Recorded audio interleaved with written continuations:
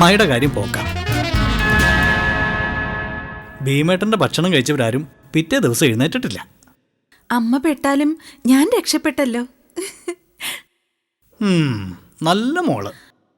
ആപത്തിൽ പെടുന്നവരെ രക്ഷപ്പെടുത്തുന്നവർ വീരനല്ലേ? എന്നെ രക്ഷിച്ച വീരനാ സഹദേവേട്ടൻ. ആ വൈകണ്ട, നമുക്ക് ക്ലാസ് തുടങ്ങാം.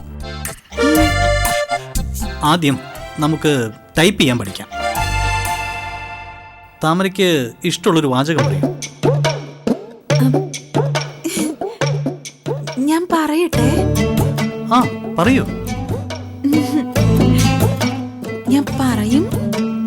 പറയേ.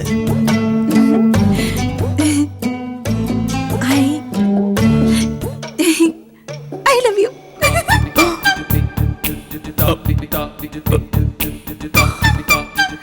കണ്ടപ്പോ തന്നെ പറയണോന്ന് എനിക്ക് തോന്നിയതാ. ഇത്രയും നേരം പിടിച്ചു നിന്നത് എങ്ങനെയാണെന്ന് എനിക്ക് അറിഞ്ഞൂടാ. ശരിക്കും ഐ ലവ് യു. സഹദേവേട്ടന് എന്നെ ഇഷ്ടാണോ?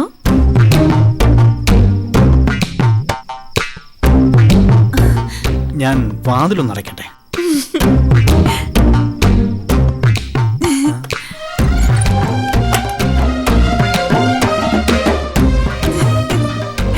കള്ളൻ ഇങ്ങനത്തെ ആളല്ലേ? അടച്ചോ? വയറെരിയണേ. ഓ, ഇവനെ തീറ്റയിൽ വിഷം വെച്ച് കൊല്ലണം.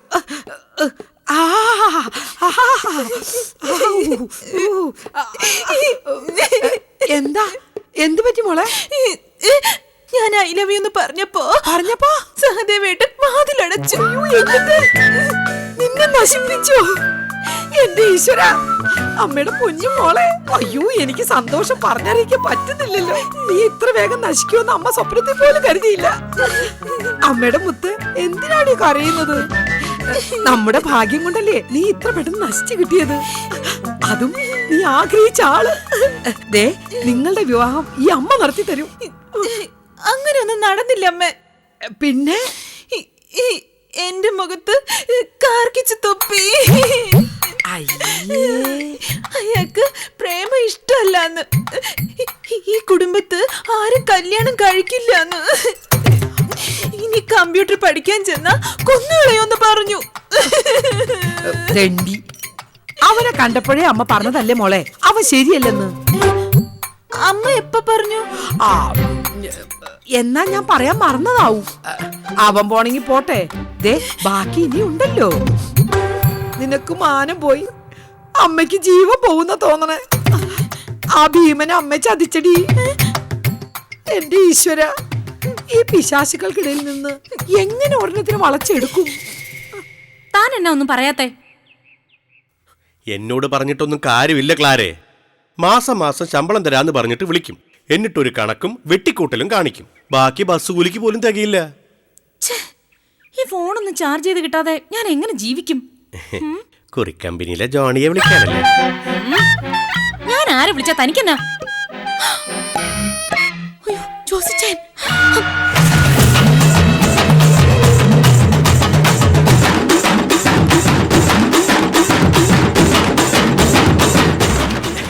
Good morning ജോസച്ചായ. ജോസച്ചായം വന്ന നല്ല രസമായിരിക്കും, ഞാൻ ക്ലാരയോട് പറയായിരുന്നു. പിന്നെന്ത് പറഞ്ഞടാ? അല്ല, ഓരോരോ വിശേഷങ്ങൾ ഇങ്ങനെ. എന്ത് വിശേഷങ്ങള്? അല്ല, നിങ്ങളുടെ വീട്ടിലെ കാര്യങ്ങൾ തന്നെയാ. എന്ത് കാര്യങ്ങളടാ? ഇച്ചായനെന്താ ഇങ്ങനെയൊക്കെ ചോദിക്കുന്നേ? പിന്നെ എങ്ങനെ ചോദിക്കണം? സൗകര്യത്തിന് ഒത്തു കിട്ടിയപ്പോ ശൃംഗരിച്ചതാ അല്ലയോ? അയ്യോ, ക്ലാര എനിക്ക് പെങ്ങളെ പോലെയല്ലേ? കുറിക്കമ്പനിയിലെ ജോണിയും ആദ്യം എന്നോട് അങ്ങനെ എന്നാ പറഞ്ഞത്? അവൻ ജോണി, ഞാൻ ജോസ്, നീ ജോർജ്. ജോ അവക്കൊരു വീക്ക്നെസ്സാ, അത് നീ മറക്കണ്ട.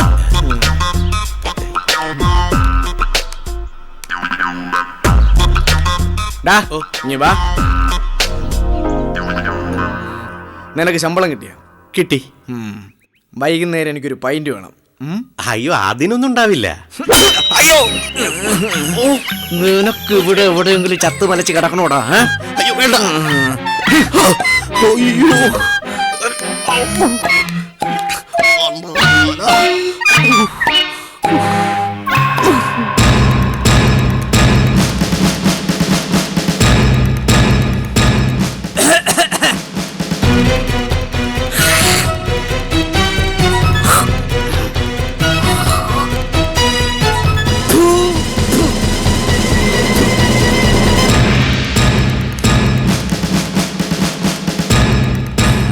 ജോസേ, വീട്ടിൽ അപ്പച്ചനും അമ്മച്ചിക്കും ഒക്കെ സുഖമാണോ?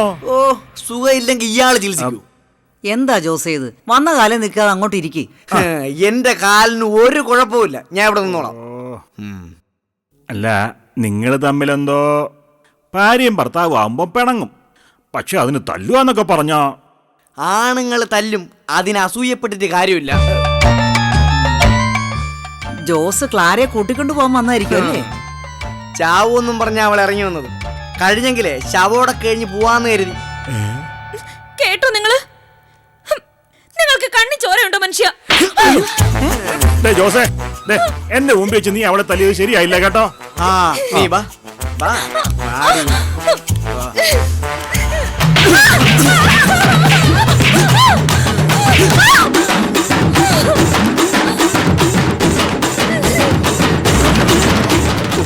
ഞാൻ എന്റെ മര്യാദ കാണിച്ചു, തന്റെ മുന്നിൽ വെച്ച് ഞാൻ തല്ലിയില്ല.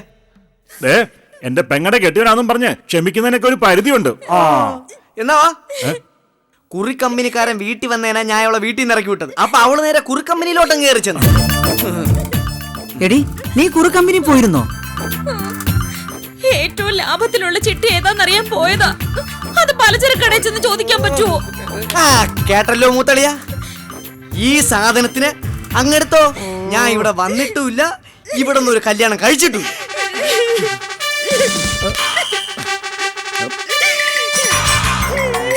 അല്ല ജോസേ, കൈയെടുക്ക്. എന്റെ ദേഹത്ത് തൊട്ടു പോരുത്, കുത്തിക്കളഞ്ഞ. ഓ